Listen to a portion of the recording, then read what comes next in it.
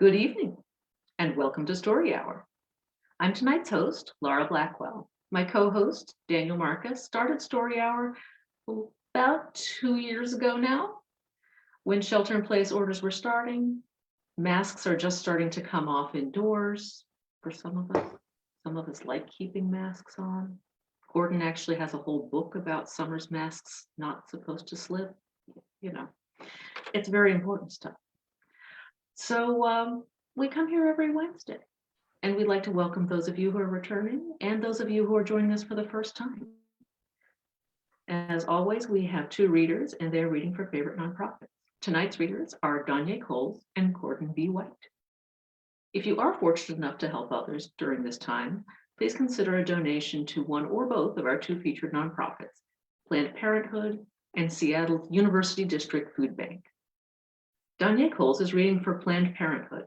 Planned Parenthood delivers vitally productive health care, sex education, and information to millions of people worldwide. Planned Parenthood Federation of America is a registered 501c3 nonprofit, and donations are tax deductible to the fullest extent allowable under the law. You can learn more at plannedparenthood.org. Gordon B. White is reading for the University District Food Bank. For nearly 4 decades, University District Food Bank has helped prevent hunger in Northeast Seattle neighborhoods.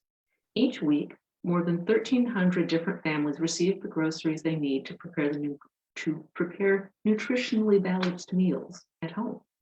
Its backpack program at 14 nearby schools provides almost 550 kids with meals and snacks for the weekend when school meals aren't available. You can learn more at udistrictfoodbank.org. If you're here on Zoom, feel free to leave your camera on. It's kind of nice to, see people. And chime in on the text chat off to the right if you like. If you're joining us on Facebook, thank you, and we're so happy to have you. And we are not seeing your messages in real time. So sorry, and also behave. Our first reader tonight is Donyae Coles. Donyae Coles is a weird horror writer whose work has appeared in a number of anthologies and magazines. Her debut novel, Midnight Rooms, is being released in 2023. Her work deals with the cosmic down to the everyday little terrors. You can find more pieces on her website and follow her on Twitter at OKOKNO. Donyae, I understand you've got something special for us tonight. I do. I am reading my short story, which is another word for wild, that was published back in 2021. So this is fairly new. It's actually one of my favorite stories that I've written. So I'm very excited to share it. So content warning for this story. There is some body horror stuff that happens here. So small children, probably not the best for them. But you know what? I'm not here to tell you how to parent. So you make your own choices on that. I think that's the only content warning that, and I think maybe some stuff that can qualify as self-harm. So if you're very sensitive to that sort of thing, please take care of yourself. Just let you know it's in there. So yeah, so those are my content warnings, and so am I ready to go? This is my first time on the show, guys. Okay. So I am going to get down to the business of this story, and I hope you guys all enjoy.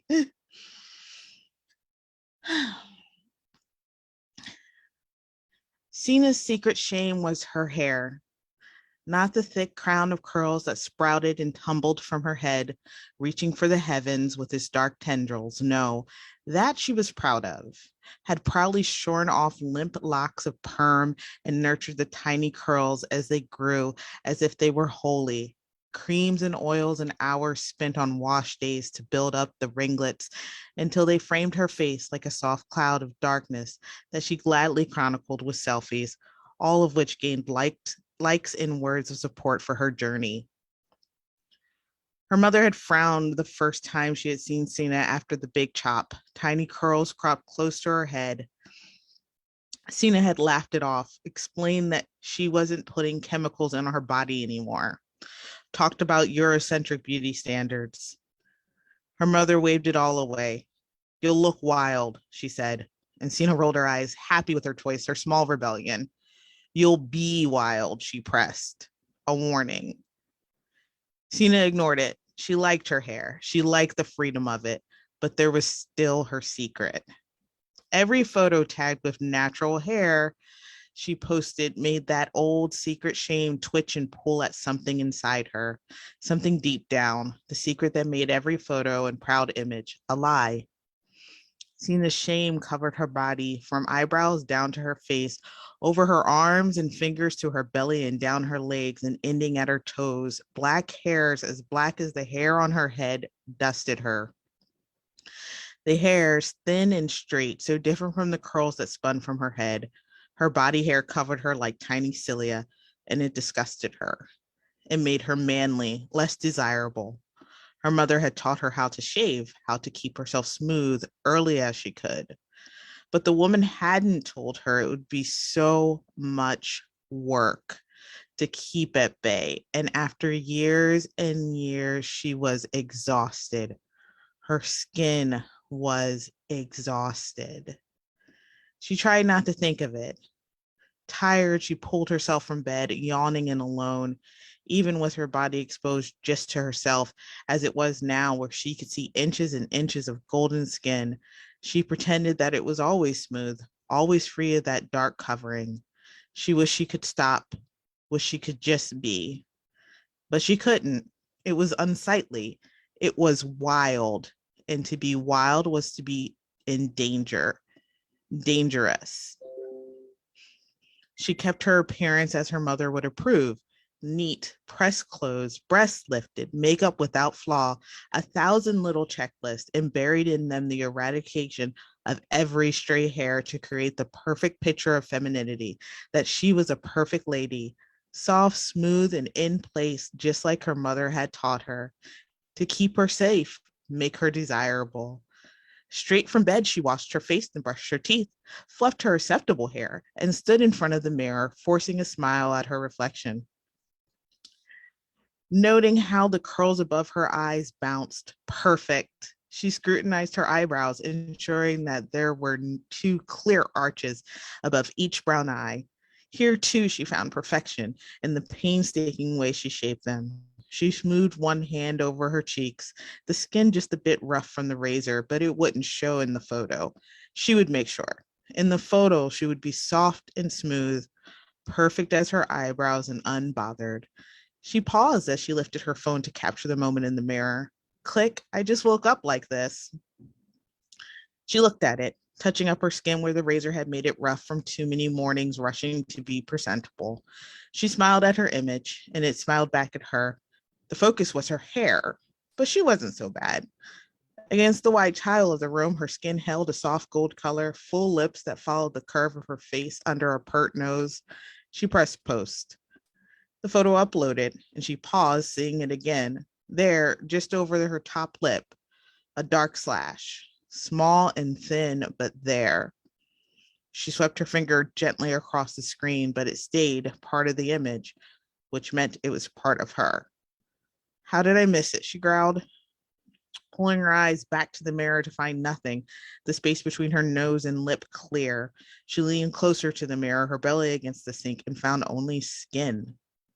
She looked at the image again, and there it was, glaring and dark against her golden color. She glanced back at the mirror and met with nothing for the third time. She shook her head. Trick of the light. But it had to go. If she saw it, everyone would see it. She turned back to her phone, the screen black. A blurry figure stood over her shoulder, red skin and hair hanging down their face. Jesus, she screeched, jumping, her phone slipping through startled fingers to clatter and crack against the edge of the sink and shatter on the floor. Cinna turned, stepping back to find no one. No red woman, nothing but the morning light, white and pure against the tile. She touched her chest, letting out a breath, heart pounding, and shook her head. Turning to the mirror, she rubbed her hands over her face to calm herself and opened her eyes. The reflection of her own empty bathroom met her. Her own face, pale from fright, and there, clear as anything, the hair, long and dark over her top lip where it sloped downward. Her bottom lip drooped, her eyes wide as she ran a finger over what had been not quite smooth skin before. She shook her head and picked up a pair of tweezers. She gripped the offending hair between metal fingers and pulled, snatching the stray tendril from her skin. Her eyes watered briefly, a spot a sensitive one. She blinked away tears, and the world shook. The floor seemed to move in waves under her feet. The mirror cracked and split as the wall behind it swayed, tiny fissures making their way along the tiles, splitting and casting them off. Suna stumbled, gripping the sink to keep her balance, the tweezers slipping into the basin and down the drain. A cracking sound from further away, then a rumbling crash as something fell just outside of her apartment. The world stopped shaking. She took 3 deep breaths before she moved carefully away from the sink. An earthquake, she thought as she rubbed her arms. She waited, unsure of the world. She did not live in earthquake country, but had heard about aftershocks, the way the earth rumbled just when you thought you were safe. When nothing came, she looked down at the floor, her phone scattered in pieces, the useless case holding nothing. She picked up the back plate first, then the front. Gingerly, not that it helped, the damage was done. Her ghostly reflection stared back at her, cobweb cracks running all through her face, jagged white lines stretched across the dark surface. Fuck, she mumbled, wondering if the insurance will cover a new phone as she searched around for the battery. An earthquake was an act of God after all. She scanned the floor carefully, nudging fallen tiles with her toes, but came up empty.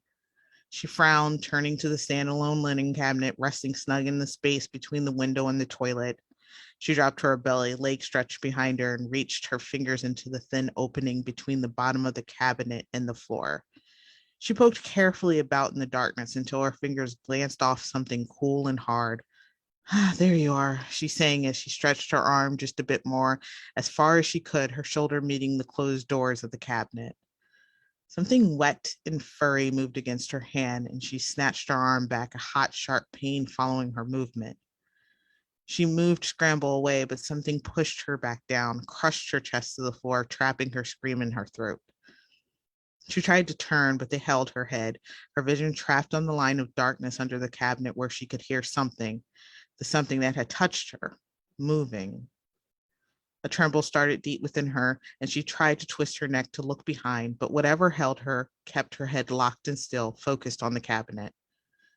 Breathing filled her ears as whoever held her lowered themselves over her body. She could feel the press of them, hot and moist, as if they had just stepped out of the shower. But they didn't smell clean. They smelled musky, like an animal. The scent filled her nostrils, but the curl in her gut wasn't disgust. She clenched her thighs together, and her own breath came faster, harder. A giggle, light and girlish in the intruder's throat. Sina felt the weight lift off her head, and she turned, twisting as much as she could. Not enough to throw the intruder off her, but enough to see.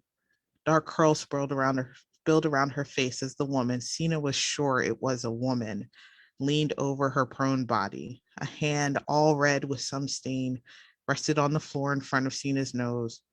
Long nails and hairy knuckles, dun-colored skin peeking from beneath the cover of the stain.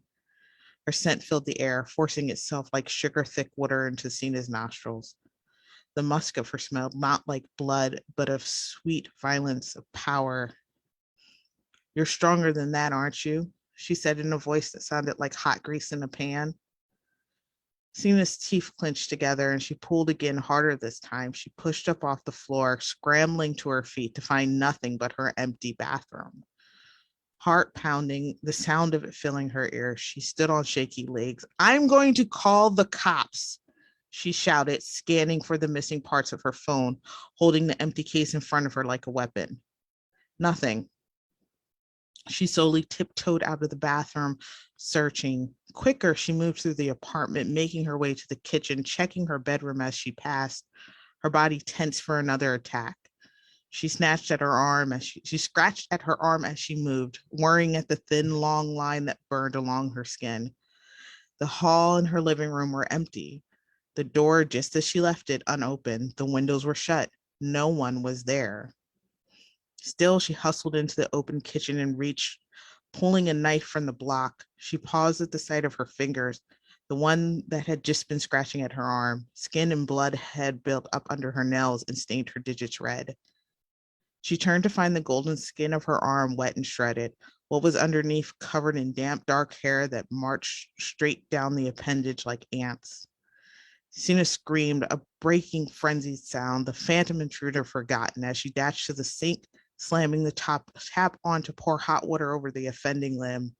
The red color in the army ants, the hair stayed stuck to her, even as she began mindlessly ripping at what remained of the smooth flesh. No, no, no, no, no, she chanted between hard breaths. It didn't hurt. The skin fell from her, landing in the sink in wet, pink brown piles before dissolving and running down the drain. From her elbow to her wrist, her smooth arm had been replaced with one covered with hair, but she couldn't stop. It itched.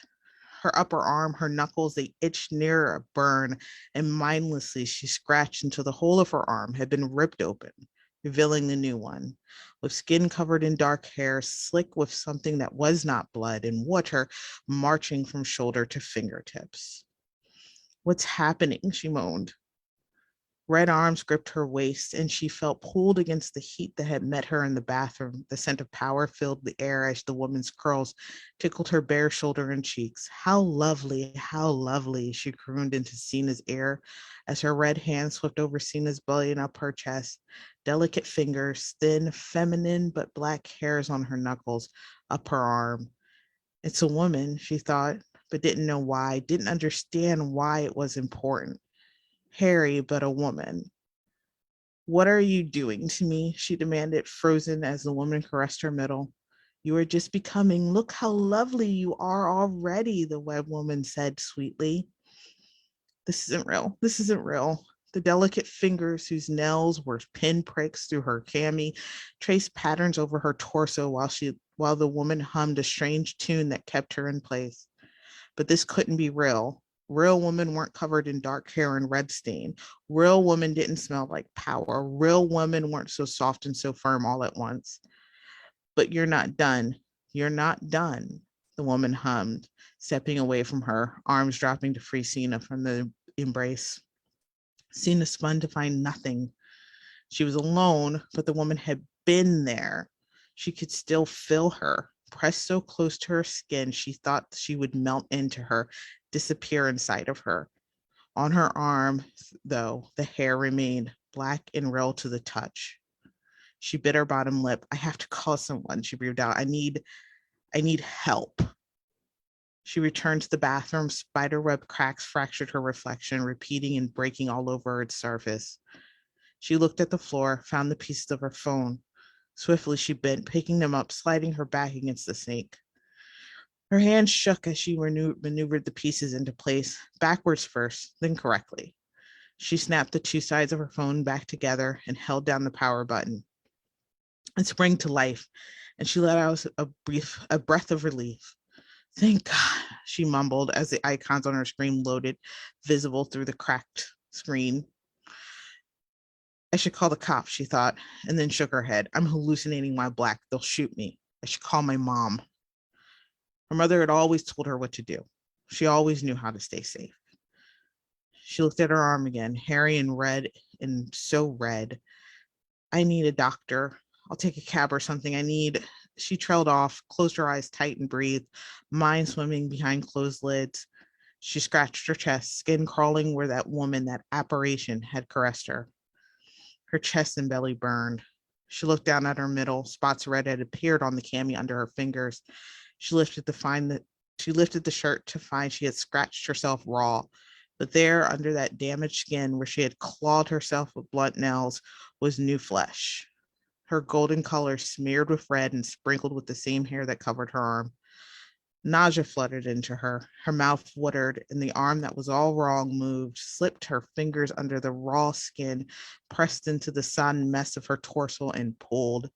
She stared wide-eyed as it came loose like stripping wallpaper in one long sheet up her stomach into her chest. It didn't hurt. The skin came away with a flood of pleasure, like a deep itch that she had finally scratched. wet, so wet it hung open like a half-removed blouse. But that wasn't what made the scream bubble and build in her. It was the hair. Across her chest ran a thin dusting of hair, wet and curling. Lower across her belly was more, long dark strands that peppered the red-stained flesh diving downward.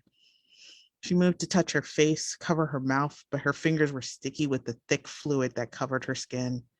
She looked at her good hand, the one that still held the right color, the one that was still bare of offending hair. The skin of her palm flaked and peeled away, revealing red.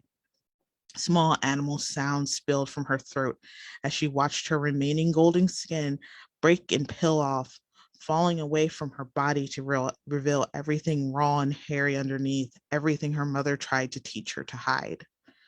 Through tears, she saw red feet form, hairy but shapely legs bent at the knees to bring the red woman's face clear and framed like a picture by dark curls, perfect curls. Eyes not unlike Sina's own stared from a face also not too unlike Sina's own. The woman's skin was smooth, untouched by a razor, and speckled with hair, a mustache, straight chin hairs, one brow where there should be two. Which, she thought, heart beating with it, that musk sweet scent filling her nostrils. Her heart beat harder, her breath came faster, and her guts twisted in something close to fear, but not quite. Aren't you tired? The wish crooned like a lullaby as she reached forward, placing clawed hands on Sina's flayed cheeks. She sighed and fingered the torn edges of Sina's shoulder. You made a mess of the skin, but it's all right. It's all right. You can get a new one. You know that. Don't you at least remember that? The witch's weight felt crushing against her chest, but some other feeling fluttered in her, something as deep as her shame, but red, bright red, boiled in her mind, a memory of something before her mother cut all the hair from her body, permed her curls straight, a memory of running through the grass wild, her mother warning her about her appearance, warning her that she needed to be a lady, good and proper and smooth. But she hadn't been, and she remembered the curls now, remembered how it felt to bend the world around her. The wish gasped and nearly purred, running sharp nails against Sina's cheeks.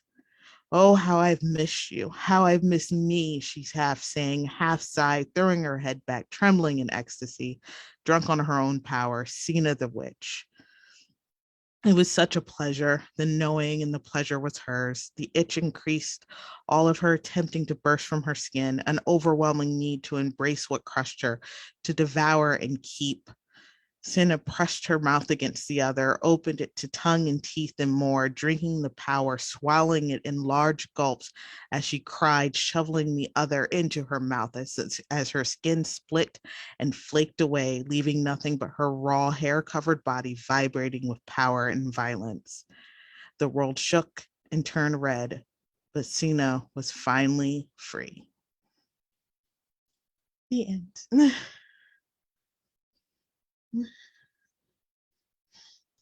Wow. I love that one. Thank you.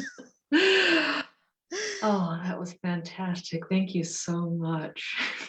Thank you so much for having me on tonight and giving me a chance to read this story. Absolutely. I hope you will read us others at other times. Yeah, I know you're here now. So That's thank you, Tom, in the chat. And I will go through and read these chats now that I'm done reading to see. That is the fun thing about going first. Now I have time to like catch up.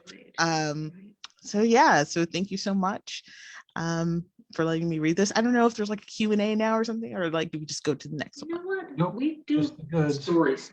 That's Oh, pretty awesome. much Great.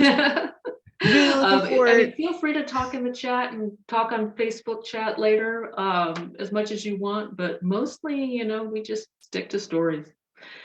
Awesome. Although you are, of course, delightful. Thank you so much for having me, and I will jump into the chat to answer any questions that I can. Wonderful. Thank you. Whew. We like to take a breath between the stories, but sometimes, wow, sometimes sometimes we really need to catch our breath after a story, and that was one of them. Our next writer is Gordon B. White. And what's amazing to me is these two writers wanted to read together because they said they often just end up reading together, which I did not know.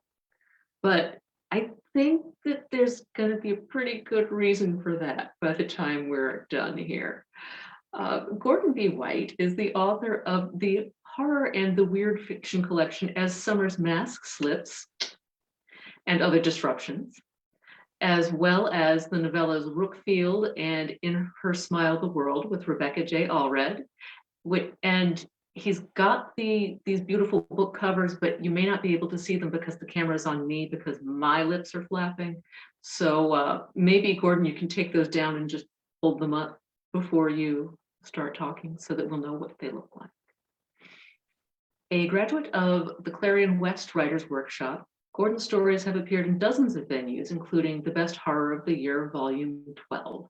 Oh, that was a good one. He also contributes reviews and interviews to a number of genre fiction outlets. You can find him online at gordonbwhite.com or on Twitter at GordonBWhite. Gordon, welcome. I understand you have some very attractive book covers to show us.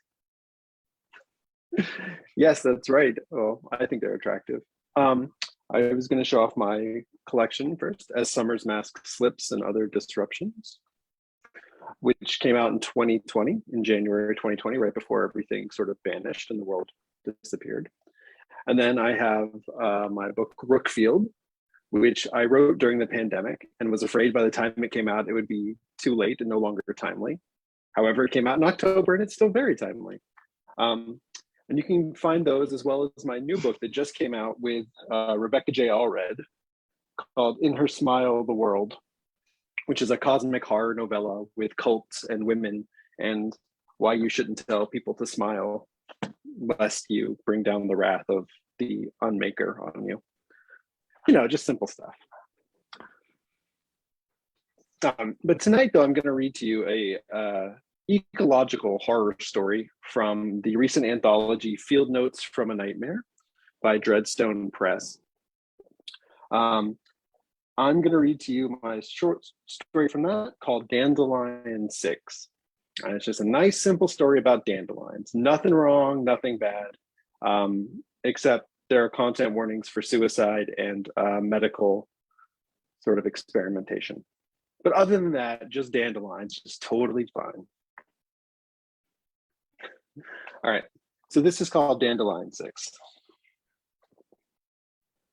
Make me glorious are Hannah's last words to Dr. Magathy before the older woman slips under the anesthetic gas.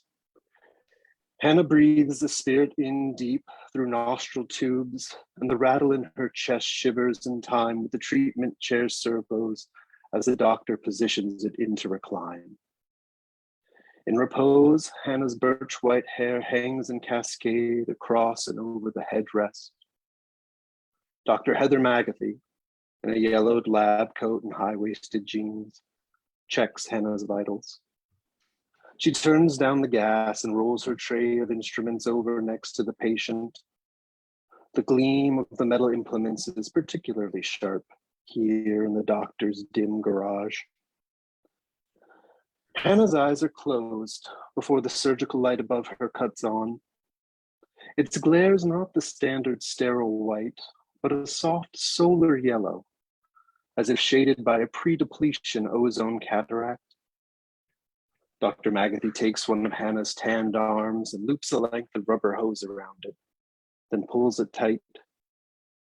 As the blood backs up in the sleeper's arm, the doctor's purple nitrile fingers probe the hollow pit of her patient's elbow. She's sifting for a vein beneath the crepe topography of Hannah's skin. There. The doctor has found the deep blue worm of blood she's looking for and drags a slow finger down Hannah's forearm, tracing it towards her wrist. Holding her place with a thumb, Dr. Magathy lowers Hannah's arm like a pendulum towards the floor and follows it down on one knee. Lying beside them is a steel bin like a tray from a buffet table. Its contents a riot of green swirls and tendrils at constant moire motion. As the shadow of Hannah's arm and the doctor's body fall across the writhing green, it whips and bulges around the human shapes, searching for the surgical light's yellow glow. The motion rocks the metal tub, clanging on the concrete slab. And so Dr. Magathy nudges it with the toe of a cross trainer into unobstructed light. The contents are sedated by the warmth. Still holding Hannah's limp arm with one hand, Dr. Magathy takes a scalpel from the instrument tray above her. A quick and simple graze of the blade, and Hannah's skin opens right above the inside of her wrist.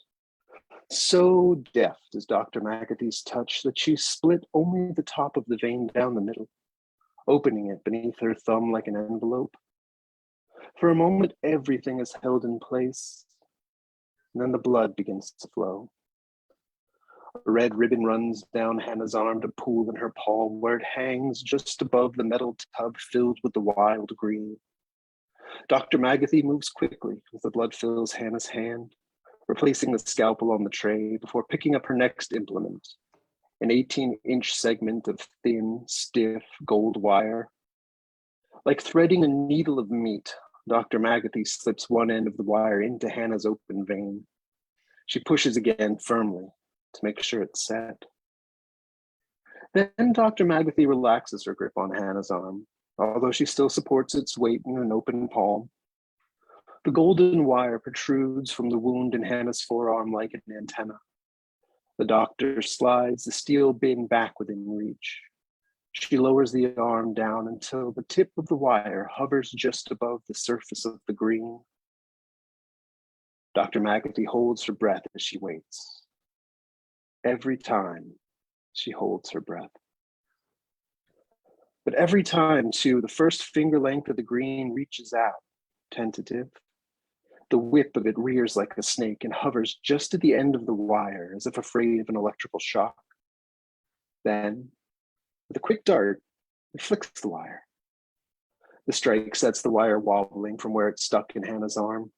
But Dr. Magathy has learned how to set the conductor deep inside the vein. This is part of the process.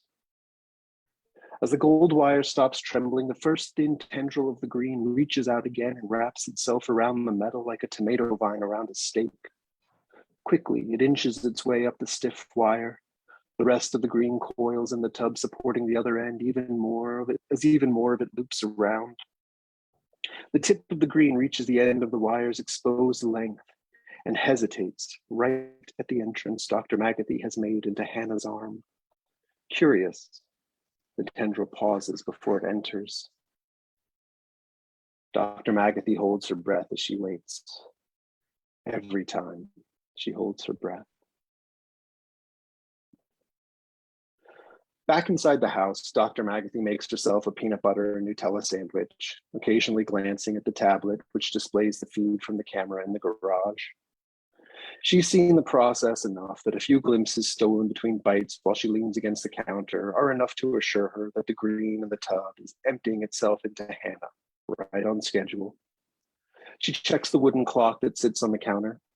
Another 15 minutes, give or take, long enough to tend to her garden one last time.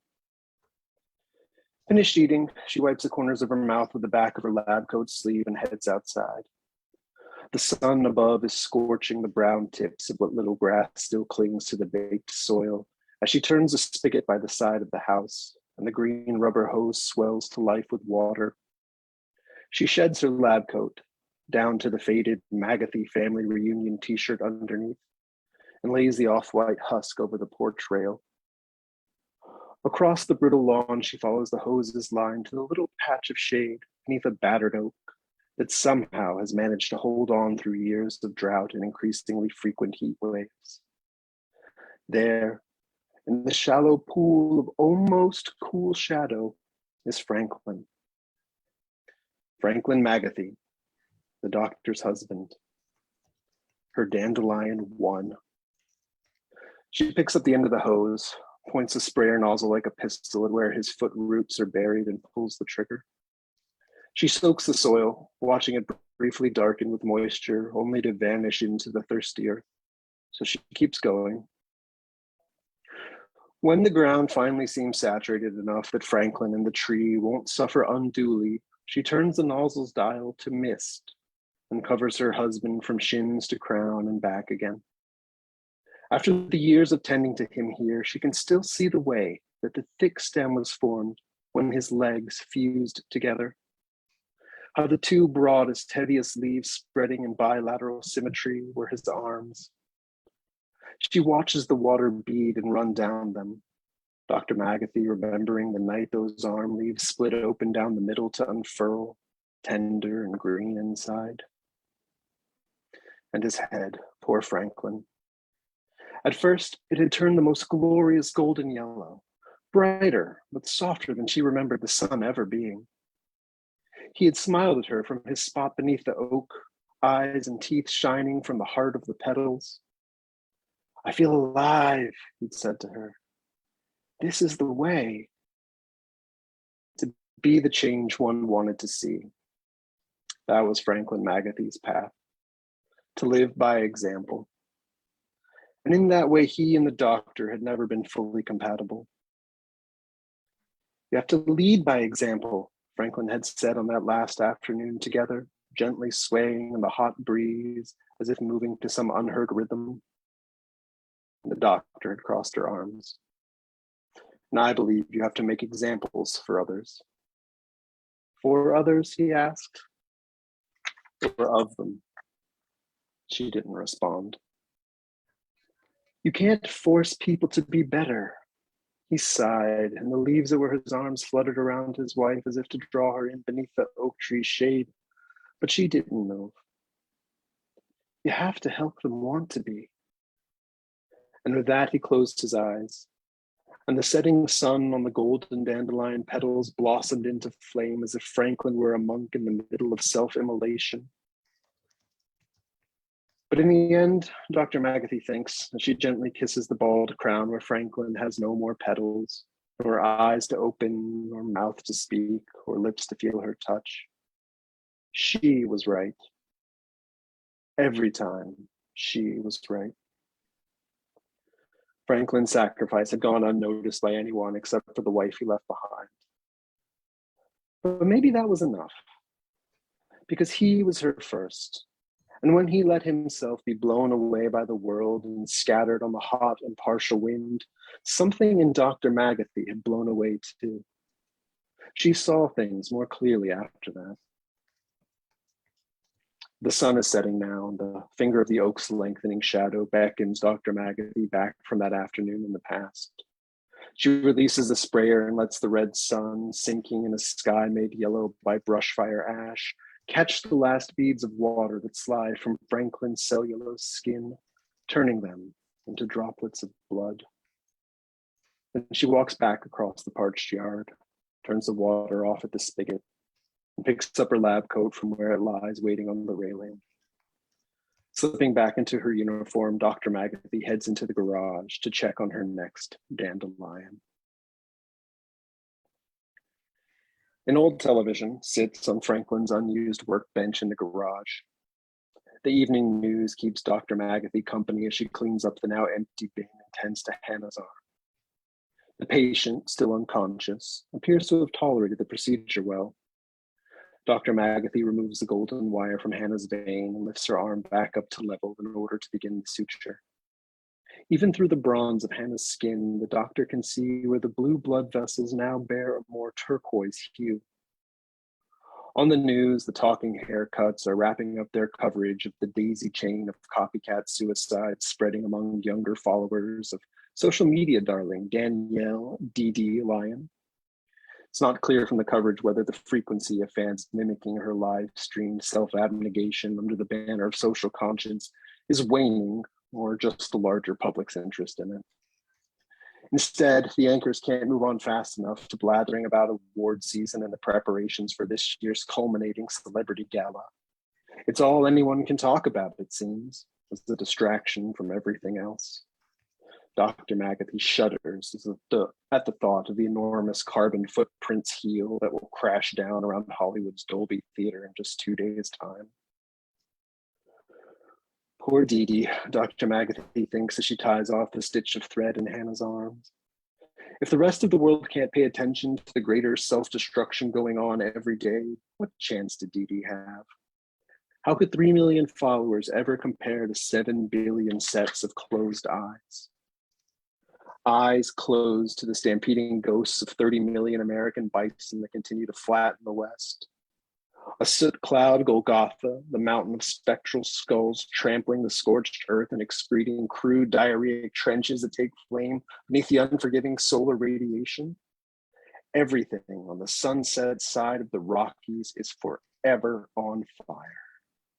And to the east, those few parts of the coast which aren't already underwater are pummeled ceaselessly by the fists of hot and lathered storm giants. They claw furrows from the shore and make muck of the stewing sea. Vampires suck the middle lands down to dust. Invisible dragons burn holes in the sky. Nothing grows anywhere now but the hardiest weeds. No one does anything about it. No, Dr. McAtee shakes her head as she places Hannah's sutured arm back on the armrest. That's not true. No one who can do anything about it does anything. Franklin tried, her Dandelion won, but he thought too small. His action was noble but ill-conceived, insisting that the doctor, his wife, turn him into the first Dandelion was a romantic gesture. It was always a romantic, she thinks. But they'd long since tipped past the point where the individual action could make a difference. She had indulged him, but even as she watched his collar of yellow flower fade into the wispy seeds and fall like lead to the ground around him, she knew she had failed him. She had failed everyone. For now, though, Dr. McAtee palpates Hannah's arm up to her shoulder, massaging out the knot she finds beneath the skin. She examines Hannah's neck, following the artery up into the head, massaging the scalp beneath her patient's silky birch white hair. She notes the tiny, spongy nodules she finds there, but leaves them be. Dandelion 2, Mac Diller, was her first attempt at escalation. The head of a family of 4, Diller swore all of them were committed to leading by example. They already lived almost entirely off the grid, and Diller promised they would reach like minds. So she tried again. By that point, Dr. McAtee's process was much quicker. From blazing flower to seed heads took days, not weeks like it had with Franklin. The effect was broader too, even if only slightly. She drove by the Diller property a few days after and saw the house draped in what looked like years of vines and leaves. From house to midden mound to hill in just under 72 hours, the little yellow sparks growing in the deep green whirl stood hopeful among the other thirsty trees and paper dry fields. But it wasn't enough. Literally no one noticed, and the doctor blamed herself again. Of course, the actions of once slightly off-kilter family in the withering woods wasn't going to move anyone else to action. Under the surgical light, Dr. McAtee leans in to more closely examine Hannah's collarbone. From a mole on the left side of where her neck and shoulder meet, a small green sprout is curling. If one didn't know any better, they might think it was a hair. Nevertheless, Dr. McAtee takes the pair of tweezers from the instrument tray. Something more was necessary, Dr. McAtee knew. Something more was needed to wrest attention back to the existential crisis at hand. One localized sprout of conscience at a time was insufficient. A more dramatic, rhizomatic approach was necessary. With a deft pluck, the sprout from Hannah's mole is gone. A small drop of blue-green blood wells up. The doctor wipes it away with a cotton pad. A small application of pressure, and everything is healed. Dandelion 3 was Urson X Wildfire, an ecological radical with a small but devoted online following. Dandelion 4 was Dee Dee, a relatively minor but beloved social media star known for her live streaming and ASMR rambles. Connecting with them to lay the groundwork took some time, but as far as the application of Dr. Magathy's method went, speed was no longer an issue. Once activated by her newly developed catalyst pill, the whole process took an hour at most. With that logistical hurdle cleared, Dr. Magathy had been free to focus on a more bespoke approach for her dandelions. 3 was designed for maximum spread. Spectacle for 4. The juxtaposition of media images and the aftermath was staggering. On one channel, footage on repeat of Dee Dee's tearful whispered goodbye and breathy sentimental appeal to the global conscience, even as her skin turned green and the yellow petals began to sprout from the pores of her face. Flip the network, though, and Wildfire's mugshot sat nested above the Chiron, eco-terrorist, and alongside police drone footage of the residents of Roberton's Woods, fleeing from a cloud of giant fluffy seed heads drifting down from the sky like fuzzy umbrellas. For both dandelions, though, the cameras cut away before the seed heads hit and took hold on the surrounding surfaces. The cameras were gone before the new life that came next had even sprouted. They would check back in later for a death toll and to treat these as isolated incidents. But there was no discussion about preventing the next one. No one ever talked about how to stop the destruction. And Dr. Magathy finishes her inspection of Hannah's skin. She checks the woman's gums and teeth, then leans in close to check her respiration. She smiles at the flowered scent of her patient's breath. As tonight's news has shown, even the hearts and bodies approach of Dandelions 3 and 4 has faded and failed. The story of Roberton's Woods was buried almost as quickly as the mini mansions themselves. And while pale and pretty Dee Dee got slightly more airtime, the rapid cycle quickly plowed her under too. But Dr. Magathy has always been a quick learner and had known even as she prepped Wildfire and Dee Dee here in her garage that something more would be needed. Something to not only convince the world of the ongoing disaster, but to take active steps to avert it. Dr. Magathy had known Dandelions 3 and 4 weren't the main attraction, the poor bastards. They were the demo reel. They were the proof of concept that opened the doors to Hannah. Despite their differences, a sense of shared purpose had driven Hannah to Dr. Magathy's small house in the middle of this weed-stricken town, wearing sunglasses and a baseball cap, as if there was anyone left to disguise herself from. Right now, the news is continuing their awards coverage with a slideshow of this year's nominees for Best Actress, pausing to spotlight the Cinderella story of Hannah Bestowal, America's sweetheart 3 decades ago, and America's gentle activist conscience since. She's being built up as the sentimental favorite.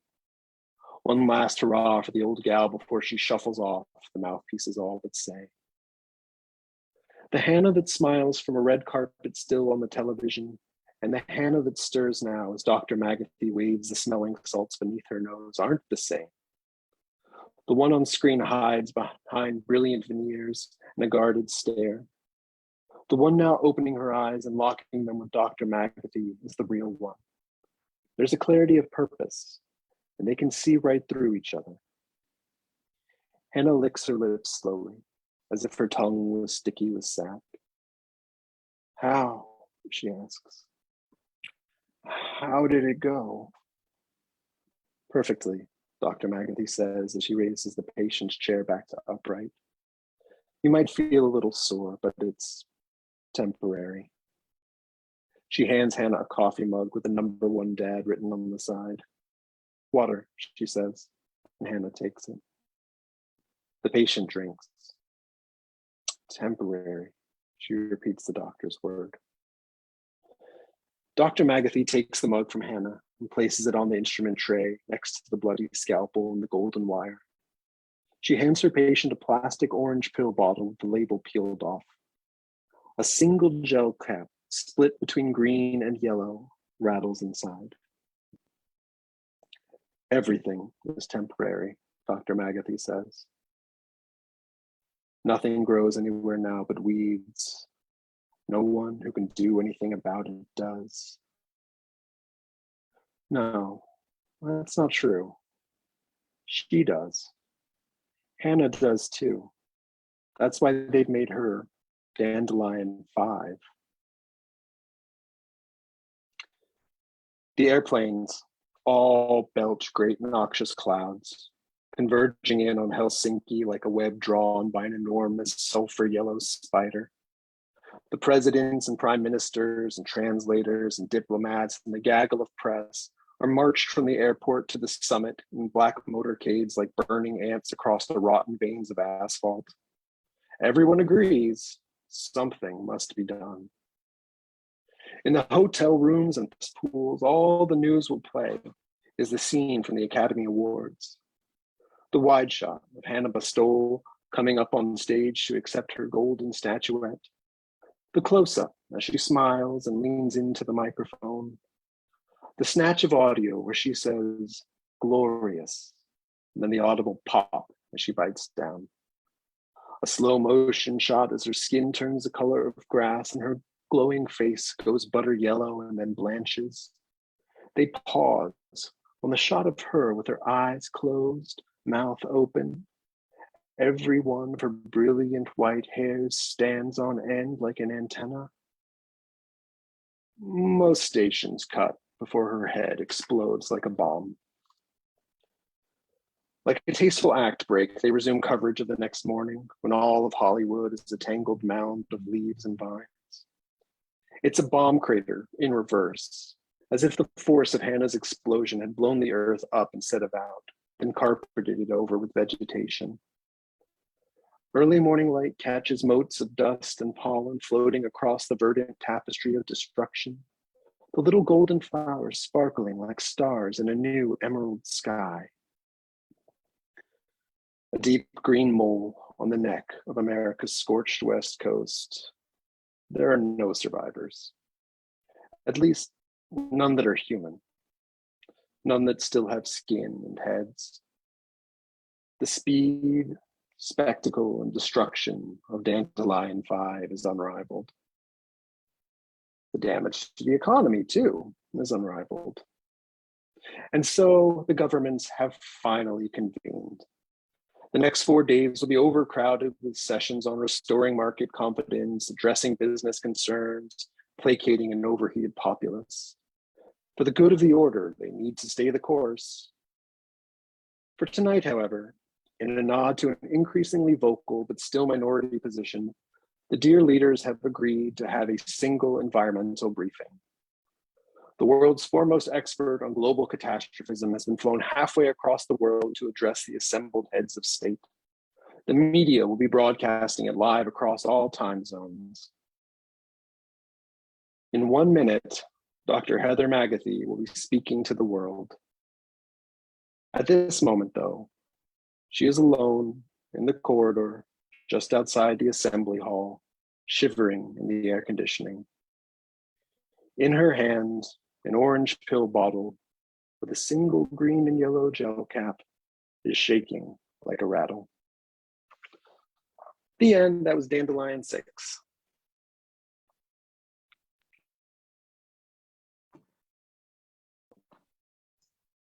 I know I Wow. shouldn't be smiling, but That's fine. If you're not going to smile at that, then when will you? it was just such a sweet story about returning to nature.